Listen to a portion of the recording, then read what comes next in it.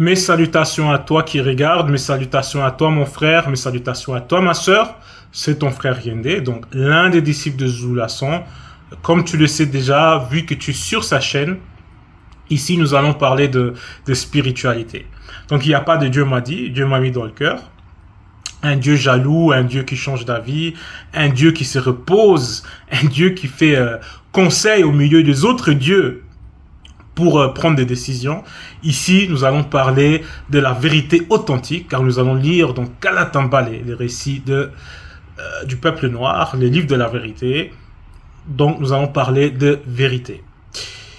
Mais avant de rentrer dans le vif du sujet, il y a d'abord l'introduction et je reviens juste après. Prêt.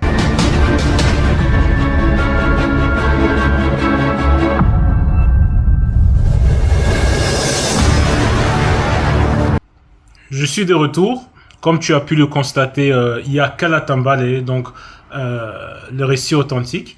Et tu le sais certainement, tu as les libres arbitres, car le verbe n'a pas besoin de nous. Nous avons besoin du verbe de tété. Et Loba, dans sa bienveillance, n'oblige personne d'acheter Kalatambale, donc les livres de la vérité, n'oblige personne de connaître les saluts, n'oblige personne à être heureux. Nous avons le libre arbitre, mais néanmoins, si tu as les moyens, si tu n'es pas faux, si tu es vrai, tu vas être attiré par la vérité et tu vas te procurer Kalatambale si tu en as les moyens. Et si tu n'as pas les moyens, épargne de l'argent, mets l'argent à côté et fais tout pour te procurer le récit authentique, car ce livre va changer ta vie si tu es disponible, disposé et si tu t'attaches à ces livres. Aujourd'hui, nous allons lire dans Esombe, celui que bon nombre vont connaître sous le nom de Paul de Tarse, parce que, comme vous le savez, dans plusieurs formes de croyances, d'autres peuples ont falsifié, ont plagié l'histoire du peuple noir. Mais comme vous le savez, la spiritualité, c'est une question de race. Et c'est même Paul de Tarse, donc son véritable nom c'est Esombe.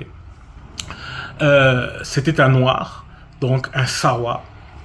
Et il avait un nom approprié à son identité, donc c'était pas Paul ou autre chose, mais c'était bien Esombe, car ce nom-là reflétait sa personnalité, son être, son identité, parce que c'était un noir. Aujourd'hui, nous allons lire à la page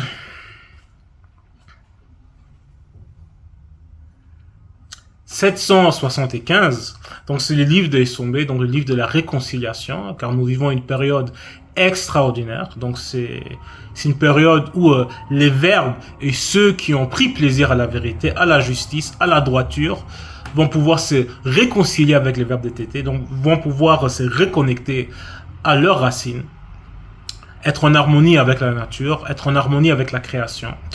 Et ici, le titre, c'est quoi? C'est mise en garde contre les dangers d'abandonner la foi. D'abandonner la foi. Donc, la foi, c'est quoi? Selon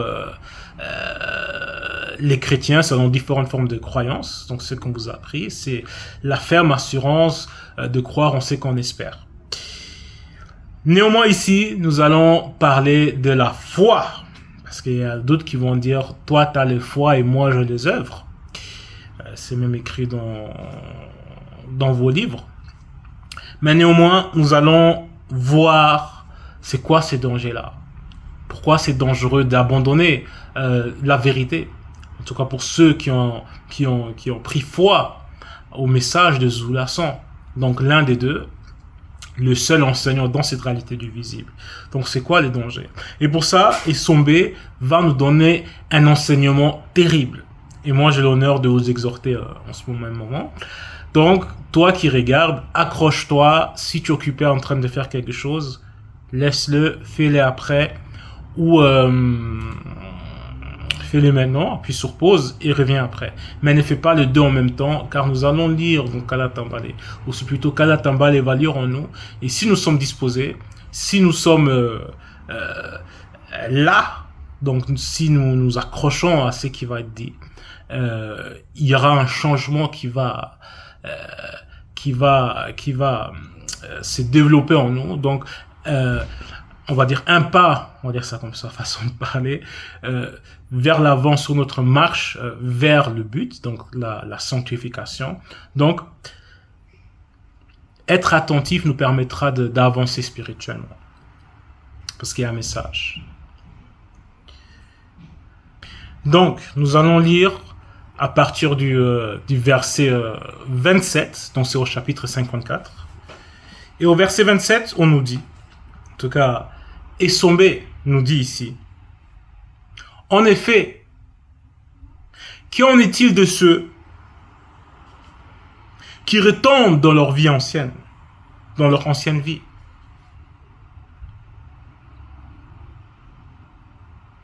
Ils ont reçu une fois la lumière du verbe de l'Oba. Donc ici, Essombé nous pose la question. Qu'arrive-t-il à celui ou celle qui va retomber dans son ancienne vie, après avoir goûté aux enseignements, après avoir été éclairé, après qu'on t'a sorti des ténèbres? Ici, Essombé s'adresse à nous. Il s'adresse à toi qui se dit peut-être qu'avant toi était mieux.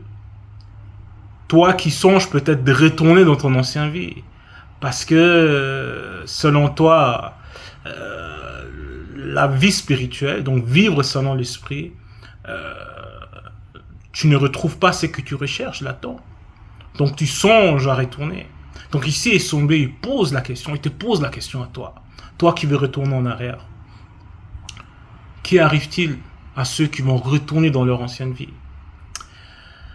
Il y a une parabole qui est quand même assez intéressante dans les Bibles actuelles et classiques, qui va nous parler de... Bon, je vais expliquer ça avec mes mots, hein, on va pas les lire dans les Bibles actuelles et classiques, donc c'est grimoire. Mais néanmoins, on nous fait comprendre dans cette histoire, dans cette parabole, qu'il y a un homme qui a été possédé par un démon. Donc voilà. Et à un moment donné, on le dépossède. Donc il est dépossédé. Donc le démon, il se retire. Il part errer. Donc il se promène un peu partout. Et à un moment donné, ces démons-là en question ne retrouvent pas une demeure, ne retrouvent pas un endroit où se poser. Et il va retourner vers son ancien hôte pour voir s'il y a moyen de négocier. Et quand il va retrouver son ancien hôte, il va voir que c'est vide. Donc, cette personne-là est dépourvue du mundi, donc d'esprit, du Saint-Esprit. Et qu'est-ce qu'il va faire? Il va repartir. Il va chercher 7, on va dire, congénères à lui, plus méchants que lui-même, plus puissants que lui-même. Et eux tous ensemble vont retourner dans ce ancien possédé et ils vont le posséder ensemble. Donc sa condition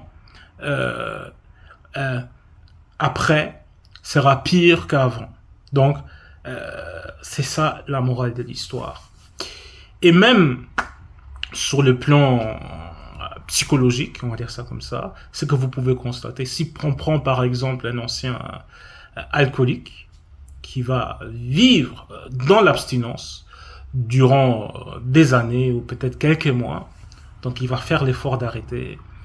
Et à un moment donné, l'envie le reprend de reboire. Ce que vous pouvez constater la plupart du temps, en tout cas si vous en connaissez ce genre de personnes, sa condition va empirer. Donc il va boire plus qu'avant, il va se laisser aller plus qu'avant.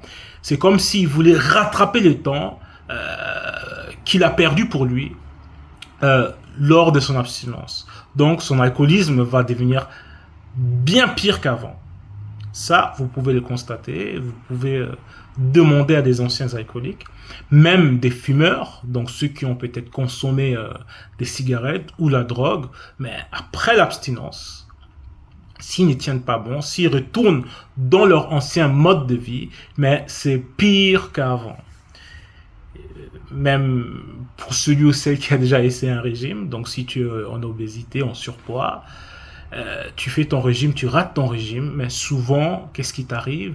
Mais tu vas manger plus qu'avant. C'est ça qui arrive souvent. Donc ici, Essombé, il pose la question. toi peut-être qui est en train de penser à retourner dans ton ancienne vie, d'aller dans le bar, d'aller boire, d'insulter les gens, parce que peut-être c'est trop difficile pour toi, la pression, etc., le combat. Tu te sens faible et tu veux retourner. Tu vas te dire, c'est là que la facilité se retrouve. N'oublie surtout pas d'où tu viens. Comment on nous a retrouvés, qu'on nous a sortis de là, de notre ancienne vie. Il faut penser à ça. C'est important. Donc ici, il pose la question, qu'arrive-t-il à ceux qui vont retourner dans leur ancienne vie après avoir goûté à l'éclairage? Donc là, c'est encore un niveau au-dessus. Donc là, c'est pas quelqu'un qui se détache de son vice et qui va y retourner, mais qui n'a rien compris. Ici, Issoumou nous fait comprendre quelqu'un qu'on sort du péché, de ce qui est sale, qu'on initie, donc qu'on éclaire, et qui va retourner. C'est comme dans le film, peut-être pas tout le monde le connaît, dans le film Matrix, où il y en a un qui va négocier avec les ennemis, on va dire ça comme ça, qui était bien conscient que on l'a sorti de la Matrix, donc il s'est retrouvé dans la réalité, mais qu'il voulait absolument retourner dans ce qui est faux dans la Matrix, et qui a marchandé avec avec ceux qui vont représenter les méchants dans ce film-là. Donc, c'est plus ou moins ça. Donc, consciemment, tu vas retourner dans ton vomi, comme selon l'expression des chrétiens. Donc, qu'arrive-t-il à ces gens-là? Verset 28. Ils ont goûté aux dons célestes et ont eu part au Mundi Musangi, donc le Saint-Esprit. Donc, on t'a annoncé la bonne nouvelle. C'est que les chrétiens vont nommer l'évangile. Donc, on t'a fait comprendre comment le verbe est bon, comment le verbe est juste. C'est qu'on nous demande. On ne demande pas grand chose. On ne demande pas de tuer des gens, de gêner 40 jours et 40 nuits, comme dans d'autres formes de croyances. On nous demande juste d'être de bonnes personnes. Donc, ici, tu as goûté aux dons célestes. On t'a révélé beaucoup de choses. Verset 29. Ils ont senti combien le verbe de Loba est bon, et ils ont fait l'expérience des puissances du monde à venir. Donc, tu as été initié. Peut-être tu as déjà Kalatambale et tu as pu voir à travers les histoires, les récits que tu as pu lire dans Kalatambale, les biens que les verbes nous fait. Même dans ta vie personnelle, peut-être avant tu fumais, peut-être avant tu buvais, et ça t'a dérangé terriblement. Tu n'arrêtais pas de mentir. Donc, les verbes t'ont sorti de la méconnaissance, les verbes t'ont sorti du péché, les verbes t'ont sorti de ce qui t'a dominé, de ce qui t'a attristé. Donc tu as pu goûter à cela. Verset 30. Et pourtant, ils retombent dans leur ancienne vie. Et malgré tout ça, malgré tout le bonheur, malgré tous les bienfaits que les verbes t'ont fait, malgré le fait que les verbes t'ont sorti de ton ancienne condition, qui t'a déplu, parce que sinon tu aurais été peut-être pas là. Tu veux retourner, donc tu es retombé dans ton ancienne vie, dans tes anciens vices, etc. Et par rapport à ça, il dit, il est impossible de les amener une nouvelle fois à changer de vie, car pour leur part, ils remettent Jokisabe sur le poteau, comme on fait les blancs et les sangs mêlés, en l'exposant publiquement aux insultes. Donc, c'est comme si tu retournes là-bas, que toi-même, tu remets ton mouledi sur le poteau, que tu remets l'un des deux sur le poteau, que tu participes à cela, à cette abomination. Déjà, faire cette injustice à un quelconque homme qui n'a rien fait, c'est une abomination. Vous-même, peut-être vous êtes offusqué par rapport à ce qui se passe lors des guerres, quand on égorge des femmes, des hommes, des enfants, pour rien. Mais ici, il s'agit de l'un des deux, de Jokisabe, que le blanc et le sang mêlés ont mis sur le poteau. Et maintenant, si tu retournes dans ton ancienne vie, en ayant compris le bienfait que le Verbe t'a fait, l'amour que le Verbe avait pour toi, à montrer à ton égard, c'est comme si tu participes à ce que les blancs et les sang mêlés ont fait. Et pour ça, nous allons lire dans l'évangile caché des Koudoumane Moula, au chapitre 57.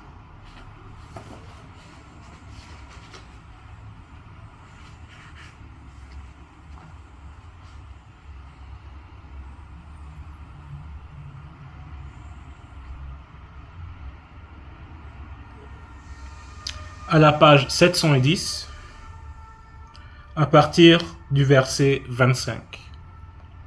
Je ne vais pas relire tout le récit, mais juste ce qui nous intéresse ici. Le blanc et le sang mêlés se saisiront donc des Djokisabe avec fureur, et quelques-uns prirent un poteau. Donc c'était prémédité. Ils étaient en fureur, ils avaient de la rage, la haine. Et finalement, ils le cloueront droit sur le poteau, ses mains superposées en haut au-dessus de sa tête. Ils lui cloueront aussi ses pieds superposés vers le bas, puis les lèveront. Vous vous rendez compte? Peut-être que vous vous rendez pas compte. Quelle barbarie, quelle méchanceté. Déjà de prendre un homme, les clouer, mettre des clous, c'est effroyable de s'imaginer ça. L'intention même qu'il faut avoir, la méchanceté qu'il faut avoir.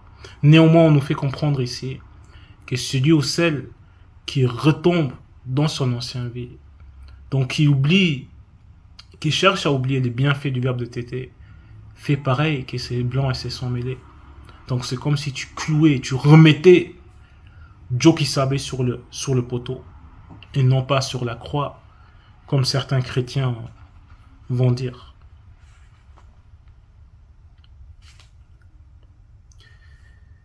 C'est quelque chose de terrible. Verset 31. Lorsqu'une terre est abreuvée par la pluie qui tombe souvent sur elle et qu'elle produit une herbe utile à ceux pour qui elle est cultivée, elle participe à la bénédiction qui vient de la manifestation de la grâce de l'Oba. Donc ici on parle de la bonne terre. Donc si tu te rends utile toi-même, comment tu te rends utile? C'est en pensant à ta propre sanctification. Parce que le salut il est personnel. Et une fois que tu atteins ta sanctification ou un certain degré de sainteté, donc une fois que tu atteins un certain niveau, un certain degré de sanctification, mais toi-même tu agis autant que modèle. Donc toi-même tu donnes en quelque sorte l'inspiration à tes frères, à tes sœurs, de voir que le Verbe est bon et que c'est possible de se soumettre, donc de manifester la crainte du respect qui est dû à l'Oba comme il le faut. Donc, le salut le personnel.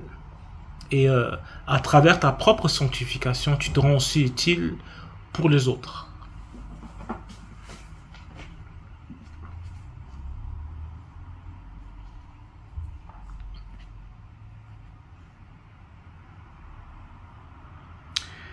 Mais si elle produit des épines, donc au verset 32, mais si elle produit des épines et des chardons, elle est réprouvée et près d'être maudite, et on finit par le mettre au feu.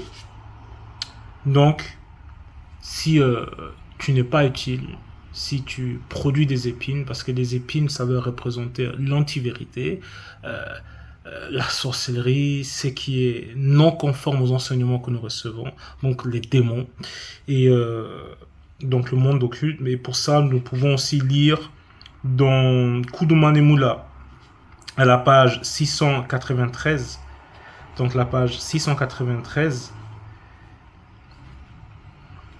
au chapitre 44 à partir du verset 6. Donc le titre ici c'est quoi? C'est la parabole du Moussaïdi, donc les semeurs. Et au verset 6 il est dit: une autre partie tomba parmi les épines, entre parenthèses, démon de la richesse du visible, les épines monteront et l'étoufferont. Donc, les épines vont toujours représenter l'antivérité, ce qui est mauvais, ce qui est contraire à ce qui nous enseigne. En tout cas, ceux qui ont pris plaisir, ceux qui ont adhéré aux enseignements des Zulassons. Donc, si tu adhères, si tu produis toi-même l'antivérité, mais où est ton utilité? Verset 33. Quoique nous parlions ainsi, bien-aimés, nous attendons, pour ce qui vous concerne, des choses meilleures et favorables au salut. Donc ici, Essombé, il démontre encore sa bienveillance. Il demande la bienveillance de ce qu'il inspire, donc du verbe de Tété, donc du Mundi, donc cette vérité-là. Que le but n'est pas d'effrayer les gens. Le but n'est pas de condamner les gens ou de mettre une mauvaise ambiance. Le but, c'est d'avertir les frères et les sœurs par rapport à ce qui peut arriver, donc de dire la vérité au cas où ils vont délaisser cette vérité-là volontairement, parce que la neutralité n'existe pas, parce que c'est toi-même qui prends ton choix d'être avec ceux qui sont dans la vérité, donc avec le verbe de Tété, ou avec ceux qui ont mis Joki Sabe, donc le sang mêlé et le blanc, donc le blanc et le sang mêlé, sur le poteau. Car le verbe de Loba n'est pas injuste. Il connaît votre travail et l'amour que vous avez pour Loba. C'est pour ça qu'on nous a parlé de la vertu et l'impartialité des entités du grand ordre de choses. Parce que le verbe de Tété est juste, impartial. Donc, c'est pas comme des hommes qui vont juger des gens par sensationnalisme et par émotion, injustement, par favoritisme. Mais le verbe de Loba est juste. Donc, tu ne reçois que ce que tu fais. Tu récoltes ce que tu as sémé, comme on dit. Nous désirons que chacun de vous montre les mêmes ailes pour conserver jusqu'à la fin une pleine espérance, en sorte que vous vous relâchez point et que vous imitez ceux connus qui, par la foi et la persévérance, héritent des promesses. C'est pour ça qu'Essombé, il a aussi dit « Soyez mes imitateurs, comme moi-même je le suis en Joki Sabe, en Christ, etc. » Même dans l'usage actuel et classique. Mais néanmoins, il faut persévérer. Il faut persévérer. Cette espérance, nous l'avons par le verbe sûr et solide. Il pénètre au-delà du voile mystérieux de la rupture, là où Joki Sabe est entré pour nous comme grand prêtre. Donc, il faut avoir la ferme assurance par rapport à ce qui est enseigné, que c'est vrai. Il ne faut pas faire de choses à moitié. Il ne faut pas crier Loba, Loba, et par derrière faire autre chose. Si actuellement tu fais autre chose, remets-toi en question, reviens sur tes pas, et souviens-toi de tes débuts. Comment tu avais manifesté un zèle terrible, peut-être. Comment cette parole-là t'a captivé, on va dire ça comme ça. Et maintenant, peut-être ta volonté t'a porté en dehors du chemin que tu dois emprunter. Mais pense à ça. Maintenant, nous sommes avertis que ceux qui vont s'écarter volontairement après avoir être éclairés, mais ils sont inutiles. Ils font la même chose que des détracteurs, que ceux qui ont mis Joki Sabe sur le poteau. Donc, le but du message, c'est quoi? C'est que nous devons tenir bon, nous devons persévérer et avoir la ferme assurance, être sûr par rapport à ce qu'on nous enseigne que c'est vrai. Et si, on va dire, ta foi, elle baisse peut-être, mais tu peux prier.